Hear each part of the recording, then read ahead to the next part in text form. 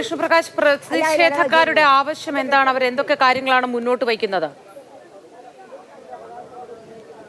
മോത്തി, പ്രധാനമായും ഇവർ ഇവിടെ ഈ ജനിച്ചു വളർന്ന ഈ ഭൂമി വിട്ട് പോവില്ല, അല്ലെങ്കിൽ ഇവിടെ ചെയ്യേണ്ട നടപടിക്രമങ്ങൾ ഈ അധികാരപ്പെട്ടവർ, ഇപ്പോൾ ജുഡീഷ്യൽ കമ്മീഷനാണ് ഇതിൽ ഇടപെട്ട് ഈ കുടിയൊഴിപ്പിക്കാനായി ഇവിടേക്ക് എത്തിയിരിക്കുന്നത്. പ്രധാനമായും ഇവിടുത്തെ ആളുകൾ പറയുന്നത് ഇത്തരത്തിൽ കുടിയൊഴിപ്പിക്കൽ നടപടിയുമായി വരുമ്പോൾ ഇതൊക്കെ ഭൂമി അളക്കുന്നതുമായി ബന്ധപ്പെട്ട നടപടിക്രമങ്ങൾ പാലിച്ചില്ല എന്നുള്ളതാണ് പ്രതിഷേധക്കാരായിട്ടുള്ള ആളുകൾ പറയുന്നത്. അതിനായി ഈ സമീപത്തുള്ള ഈ അതിർത്തി ഭൂമിയിലുള്ള ഭൂ ഉടമകൾക്ക് ഇതിന്റെ നോട്ടീസ് നൽകേണ്ടതുണ്ട്, അളക്കുന്നതായിട്ടുള്ള.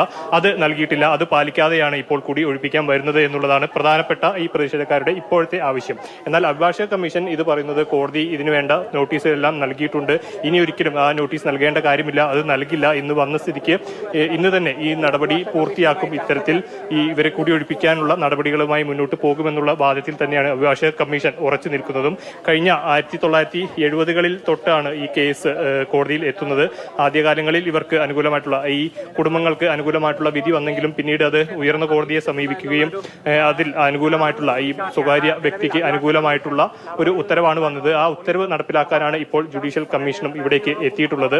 ഇവർ ഇതിനും പറയുന്ന മറ്റൊരു കാര്യം, ഈ ആവശ്യം ഇവരുടെ നാട്ടുകാരായിട്ടുള്ള ഇവിടെ താമസിക്കുന്ന 8 കുടുംബങ്ങളുടെയും പ്രധാനപ്പെട്ട മറ്റൊരു ആവശ്യം, ഇവർ ഇവിടെ വർഷങ്ങളായി താമസിക്കുമ്പോൾ തന്നെ ഇവർ സർക്കാർ പുറമ്പോക്ക് ഭൂമിയിലാണ് താമസിക്കുന്നത്. അതിൽ തന്നെ ഉൾപ്പെട്ട ഒരു ഭൂമിയാണ് ഈ സ്വകാര്യ വ്യക്തിയുടേതും. അപ്പോൾ അദ്ദേഹം ഇത് വ്യാജ ആധാരം ഉപയോഗിച്ചാണ് ഈ ഭൂമി സ്വന്തമാണ് എന്നുള്ളൊരു പര്യത്തുകാവിൽ നിവാസികളെ ഒഴിപ്പിക്കുന്നതിനെതിരെ ഭൂസംരക്ഷണ സമിതിയുടെ പ്രതിഷേധം അവിടെ നടക്കുകയാണ്.